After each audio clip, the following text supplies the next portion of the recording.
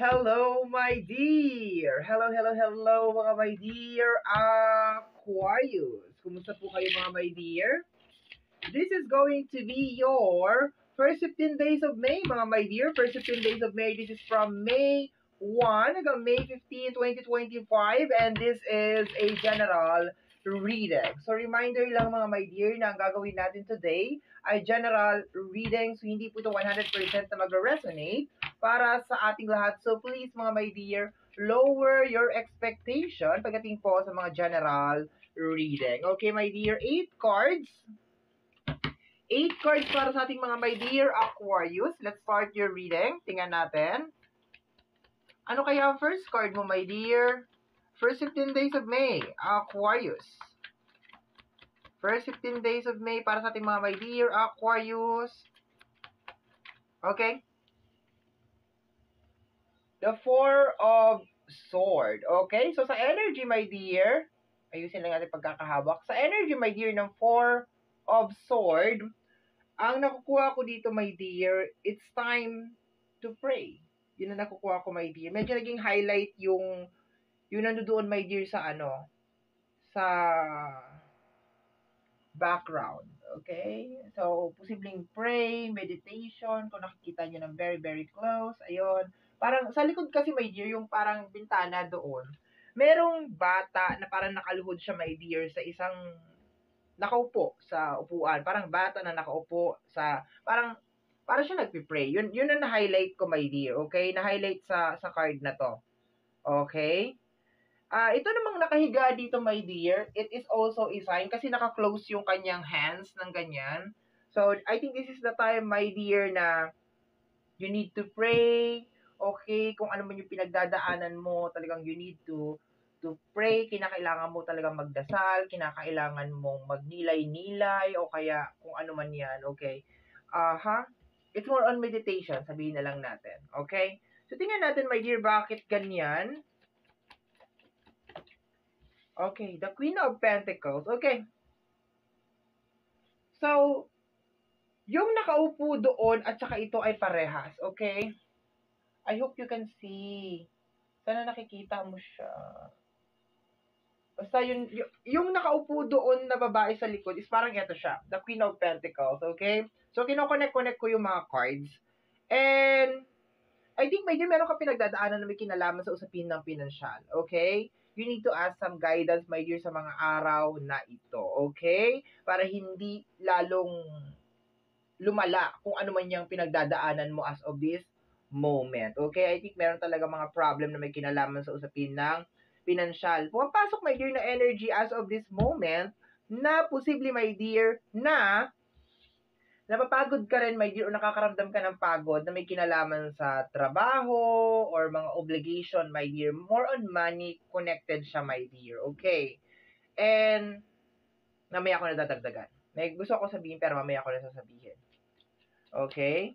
Next card para sa ating mga my dear Aquarius is the energy of the Emperor. Okay? Energy ng success. Okay? Ang pumasok dito, my dear, sa card na to is yung isang message na na-receive ko rin. Okay?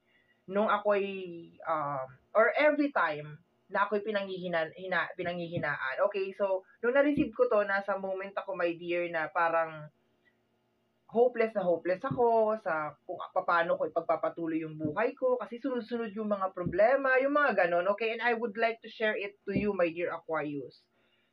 May nagsabi sa akin, my dear, na pag ganyan daw yung sitwasyon, na sunod-sunod yung problema, ang dami-daming nangyayari, parang hindi mo alam kung saan ka mag-start or saan ka alam mo yun, saan mo tatapusin, paano tatapusin, yung mga ganon, okay? Ibig sabihin parang gusto mo na sumigaw, okay? And nangyari sa akin yan. It happens to me. And nangyayari pa rin talaga siya sa akin. Pero one message na helped me or nakatulong sa akin, my dear, para magpatuloy sa buhay is yung message na pag nasa isang sitwasyon ka, my dear, na sobrang gulo, ibig sabihin daw, nasa tamang landas ka. You are on the right path. You are on the right road, okay? So, ibig sabihin, my dear, and meron pa palang isa, okay? Binibigyan ka ng problema Kasi, yun ang tanging way ng ating buong may kapal para kalabitin ka, para magkaroon ka ng time para mag-connect sa kanya. Noong una, hindi ko talaga maintindihan yun, mga my dear. Bakit ako kailangan bigyan ng problema? 'Di ba? Samantalang nagdadasal naman ako. I pray almost every day. Pero, na-realize ko, my dear, na may mga times na parang ginagawa ko na rin yung pag-pray because kinakailangan mag-pray. Meron kasing pagdadasal or sabihin na natin pagninilay-nilay, my dear, na you are actually talking sa ating Creator. Okay? Nakaupo ka or nakaluhod ka, whatever. Kahit nga minsan nakahiga ka, may mga nagtatanong sa akin, paano ba mag-pray? Paano ba mag-ano? Sinasabi ko na hindi naman talaga mahalaga yung position kung paano ka nagpipray. Mahalaga is kung gaano ka kataimtim na nakakonect sa Kanya. Pero me, most of the time, if you're gonna ask me, nakaupo ako or minsan, pag pagod na bago matulog, minsan nakahiga. Okay? Like, i-close ko lang yung eyes ko and yun, kakausapin ko lang talaga siya. Okay? So, I think, my dear, this is the time na kinakailangan mo talagang kausapin yung ating buong may kapal. Okay? Kinakailangan mo siyang kausapin ng seryoso. Hindi yung ginagawa mo lang tong prayers na to because ito yung ginagawa ng nakararami. Or ginagawa mo lang to kasi, di ba, para masabi lang na nagpre-pray ka. One prayer, my dear, na as in sobrang taimtim. Yung nararamdaman mo talaga na nandiyan siya sa harapan mo, tapos ibuhos mo talaga lahat. Believe me, there will be a magic. There will be a change, my dear, sa life mo. Okay? Not dramatically, hindi yung para pagkatapos mo mag-break, tapos okay na lahat. It will change a lot, especially, my dear, sa feeling, sa emotional. Okay? So, yun ang nakukuha ko over here, my dear, sa card mo. Okay, so let's go tayo, mga my dear. Additional cards. Especially, my dear, kung gusto mo matapos sa yung isang problema, or you wanna be successful, or napapagod ka na sa work, this is the time, my dear. So, di ba? The devil, kaya pala. Okay, the devil is here. Every time na meron tayong problema, yun ang gustong-gusto niya na time para pumasok. Kung ano-ano ipapasok niya sa tenga mo, sa utak mo. Yan ang trabaho ni devil. Sasabihin niya, hindi mo na kaya yan. You cannot make it. Kawawa ka naman. Walang tumutulong sa'yo. Ganyan ang sinasabi nito eh. This is the devil. And meron din nagtatanong sa akin, nasaan ba si devil? Sometimes tayo, we are creating the devil. Kasi tayo nagpapasok nitong mga thoughts na ito. Okay? Kaya pala sinasabi kanina pa, I can feel this strong vibration, my dear, na sinasabi na this is the time na magnilay-nilay ka talaga. This is the time na umupo ka. Have a conversation with our Creator. Okay? Do not entertain itong devil. Maraming form ang devil, my dear. Pero ang pinakamahirap na devil, my dear, is our thoughts. Yung tayo mismo. Okay? Makakaranas ka ng problema kung ano nung iisipin mo. Wala na, hindi na to kaya, hindi ko na, I don't like my life anymore. Yung mga ganon. Okay? Pero, sabi ng card natin, do not entertain this. Wag mo siyang i-entertain. Wag. Okay? So, tapos na my dear yung ating first row. Let's go na tayo, my dear Aquarius, sa ating second row. Kasi 8 cards to. We have our 4 cards already. And let us proceed with your second row. Saglit na. Parang may... Actually, kahapon pa to, medyo makatindalamunan ko. Pasensya na, my dear. Okay? I-edit out ko na lang yan. Okay. We have here the energy of the sun. Sun is energy of new beginnings, my dear. Fresh start. Okay? Sinasabi ng dalawang card na to, my dear, the Four of Swords, na kinakailangan mo lang minsan kumalma. Minsan, my dear, pag nasa isang sitwasyon tayo na hindi natin gusto, ang laging nagiging reaction, most of the time, ang nagiging reaction ng ating body is magpanic. Oo, totoo yun. Pero sinasabi kasi dito, my dear, kaya nga nauso ang meditation eh. Meditation, yung ganyan para sa mga masyado na-stress, masyado nagkaka-anxiety, mga ganyan, yung mga healing, yung mga ganyan. Kasi nga, ini-help nitong mga practice na to na maging kalmado tayo. Parang sinasabi, hey, nandito kami, grupo kami, pwede kang sumali, ganyan. Parang ganon. Kasi ang natural reaction ng katawan natin, my dear, is mag-panic pag hindi natin gusto kung ano yung nangyayari. And guess what? Every time na nangyayari yung panicking na yon, lalong nagiging worse yung situation. Okay? Laging nagiging worse. Example is, kunyari sa gulo, sa away. Madalang ka lang makakita, my dear, ng tao na nag-aaway, nagsasalpukan, bla bla bla bla bla bla, tapos inaaway siya, tumatalikod. Madalang ka lang makakita ng taong ganon. Most of the time, ang mangyayari is, pag merong away, kunyari inaaway kita, sabi natin, ang maging response mo is bumalik. Mag-reason out sa akin. Yun ang madalas na nangyayari, my dear. Kasi hindi ganito, ganyan. Madalang ka lang makakita ng tao na tatalikod. Mas pipiliin, my dear, yung peace of mind. Kasi iniisip ng tao na yun na, wala namang mangyayari pag pinatulak kita. And it's the same thing, my dear, with situation na pang araw-araw. Kung meron kang problema na pinagdadaanan ngayon, napakabigat, pakiramdam mo, para kang susuko.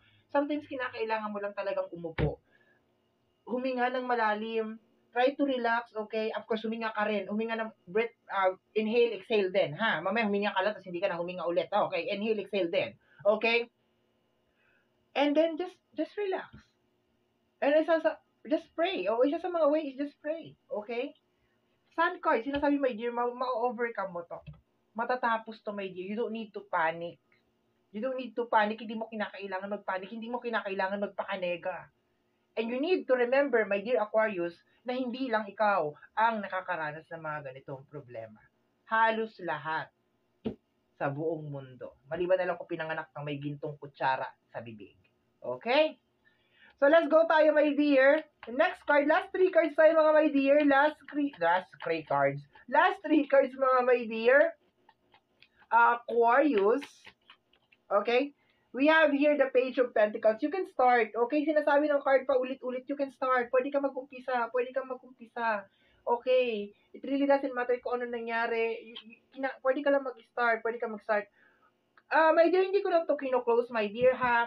Sa usapin ng financial. Because this is a general reading, okay? Posible, my dear, na you are in a situation din, my dear, na parang you are very stressed, my dear, sa isang tao. Posible itong energy ng Scorpio, energy ni Aries, energy ng Taurus, Virgo, and Capricorn, energy ni Leo, energy ni Libra. Okay, ulitin ko. Energy ni Scorpio, energy ni Aries, energy ni Taurus, Virgo, Capricorn, Leo, and Libra. Okay? Posible, my dear, that you are very stressed with this person. And sinasabi ng card na to, na posible siya si Devil.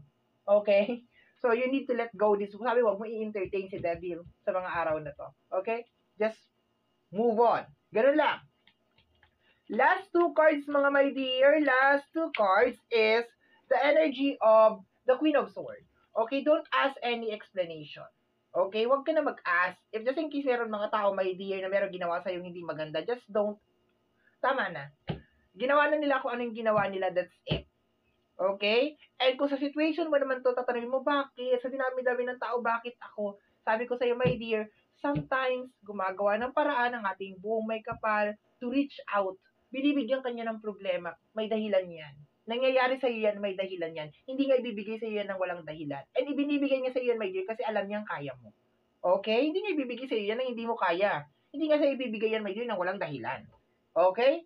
Binibigyan niya sa iyo yan, may reason. And kung ano man yung reason na yun, ikaw lang ang makakaalam. Okay? Last card, my dear, clarify na natin si DBO. Last card para sa ating mga my dear Aquarius. Clarify si DBO. Ito talaga, si DBO. Okay. Ay, dalawa. Dalawa siya. Decision making, my dear. Ang ganda ng isang partner, darling. Very, very nice. Alam mo kung sino to? The Magician. Okay?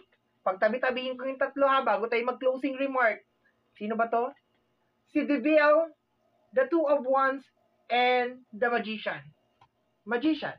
The Devil. Ito lang ang gagawin mo dyan. Sa akin pa nakaharap. The Two of Wands. Ang Two of Wands is more on decision making. Nasa gitna siya. Anong pipiliin mo? I-entertain si Devil o i-embrace ang pagiging Magician? Alam mo, my dear, ang kwento ni Magician, hindi siya basta-basta naging Magician ng parang pagkagising niya, Magician lang siya. Maraming pinagdaanan si Magician. Okay? This is energy of success. This is energy, my dear, na walang imposible pagdating sa'yo. Kaso, my dear, because of the devil na energy, minsan hindi natin nakikita yung potensyal natin na mabago yung sitwasyon natin o yung sitwasyon ng buhay natin. We always try to hold on sa mga bagay na hindi naman talaga nakakatulong sa atin. Holding on sa mga negative thoughts, negative energies, negative people. Okay?